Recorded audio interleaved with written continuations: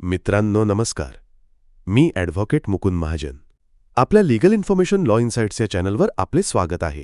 आज आपण महाराष्ट्र शासनाने जमीन महसूल कायद्यात केलेल्या अत्यंत महत्त्वपूर्ण आणि संरचनात्मक बदलाबद्दल सविस्तर चर्चा करणार आहोत. हा बदल अधिकृत राजपत्रात प्रकाशित झाला असून तो कायदेशीरदृष्ट्या लागू आहे. त्यामुळे आपण या विषयाकडे अधिकृत अधिसूचना आणि कायद्याच्या तरतुदींवर आधारित दृष्टिकोनातून पाहणार आहोत. 2. अधिकृत राजपत्राचा संदर्भ आणि सुधारणा. अधिनियम सविस्तर स्पष्टीकरण. मित्रांनो, हा बदल कोणत्याही अफवा किंवा अपूर्ण माहितीतून झालेला नाहीतर तो अधिकृत कायदेशीर प्रक्रियेद्वारे करण्यात आला आहे. महाराष्ट्र शासनाने Maharashtra land revenue code second amendment act 2025 या सुधारणा अधिनियमाद्वारे जमीन महसूल संहितेत आवश्यक दुरुस्त्या केल्या आहेत. हा अधिनियम महाराष्ट्र अधिनियम क्रमांक 57 सन 2025 म्हणून ओळखला जातो. दिनांक 31 डिसेंबर 2025 रोजी माननीय राज्यपालांची संमती मिळाल्यानंतर तो त्याच दिवशी महाराष्ट्र शासनाच्या राजपत्रात साधारण भाग 4 मध्ये प्रकाशित करण्यात आला आणि तत्काळ लागू करण्यात आला. म्हणजेच 31 डिसेंबर 2025 पासून या सुधारित तरतुदी कायदेशीरदृष्ट्या अंमलात आल्या आहेत. त्यानंतर या कायद्याच्या प्रभावी अंमलबजावणीसाठी महसूल व वन विभागाने दिनांक 10 फेब्रुवारी 2026 रोजी शासन निर्णय गव्हर्नमेंट रेझोल्यूशन GR जारी करून सविस्तर कार्यपद्धती, प्रशासनिक सूचना आणि विभागीय समन्वयाबाबत मार्गदर्शक तत्त्वे निश्चित केली आहेत. त्यामुळे हा बदल केवळ सैद्धांतिक नसून राजपत्र प्रकाशित अधिनियम आणि त्यानंतरच्या शासन निर्णयाद्वारे प्रत्यक्ष प्रशासकीय पातळीवर लागू करण्यात आलेला आहे. 3. पूर्वीची कायदेशीर स्थिती. पूर्वी शेतजमीन बिगर कृषी वापरासाठी बदलायची असल्यास जिल्हाधिकाऱ्यांकडून स्वतंत्र अकृषक NA परवानगी घ्यावी लागत असे. त्यासाठी अर्ज, चौकशी आदेश आणि अकृषक सनद अशी स्वतंत्र महसुली प्रक्रिया होती. त्याचबरोबर वार्षिक NA कर भरावा लागत असे. म्हणजेच नगररचना विभागाकडून विकास परवानगी आणि महसूल विभागाकडून स्वतंत्र NA मंजुरी अशी दुहेरी प्रणाली अस्तित्वात होती. 4. सुधारित कलम 42 मुख्य बदल. सुधारित कलम 42 नुसार जर संबंधित नियोजन प्राधिकरणाकडून विकास परवानगी किंवा बांधकाम आराखडा मंजूर झाला असेल तर जिल्हाधिकाऱ्यांकडून स्वतंत्र NA परवानगी घेण्याची आवश्यकता राहिलेली नाही. त्यामुळे दुहेरी मंजुरीची अट समाप्त झाली आहे. 5. नियोजन कायद्याशी संबंध.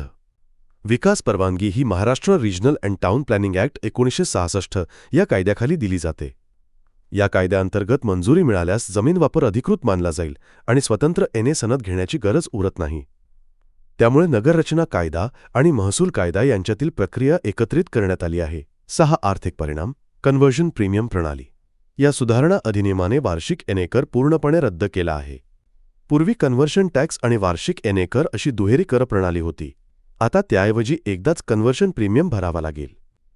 हा प्रीमियम ASR बाजारमूल्यावर आधारित असून क्षेत्रफळानुसार 0.10% 0.25% आणि 0.50% असे दर निश्चित करण्यात आले आहेत. यामुळे करप्रणाली अधिक सुलभ आणि एकदाच देय झाली आहे. 7. बँक कर्ज प्रक्रियेस दिलासा.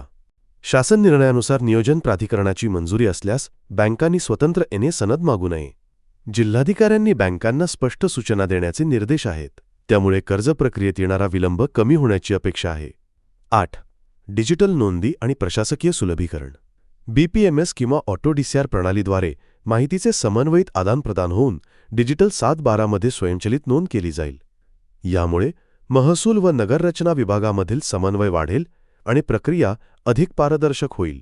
9. जुनी प्रकरणे आणि संक्रमणीय तरतुदी.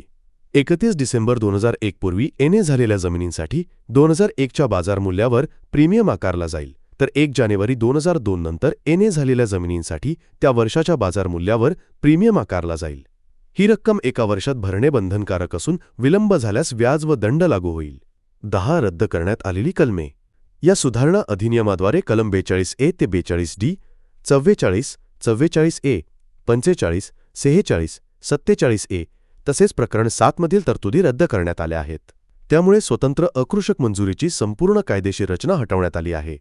11. महत्त्वाची कायदेशीर अट. जर जमीन भोगवटादार वर्ग 2 प्रकारातील किंवा निर्बंधित अटींवर दिलेली असेल तर संबंधित सक्षम प्राधिकरणाची स्वतंत्र मान्यता आवश्यक राहील. आवश्यक असल्यास नजराणा किंवा अधिमूल्य भरावे लागू शकते. फक्त बांधकाम मंजुरी मिळाल्यामुळे जमिनीचा हक्क प्रकार आपोआप बदलत नाही. 12. निष्कर्ष कायद्याचा उद्देश. या सुधारणा अधिनियमाचा उद्देश दुहेरी परवानगी प्रणाली समाप्त करणे, दुहेरी कर प्रणाली रद्द करणे, प्रशासकीय सुलभीकरण करणे आणि ईज ऑफ डुईंग बिझनेस वाढवणे हा आहे. अधिकृत राजपत्रानुसार आता कलेक्टरकडून स्वतंत्र एनए परमिशन आवश्यक नाही. प्लॅनिंग ऑथॉरिटीची मंजुरी पुरेशी आहे. वार्षिक एनए कर रद्द झाला आहे आणि एकदाच कन्व्हर्जन प्रीमियम भरावा लागेल. मित्रांनो, स्वतंत्र महसुली एनए परवानगीची प्रक्रिया रद्द करण्यात आली आहे.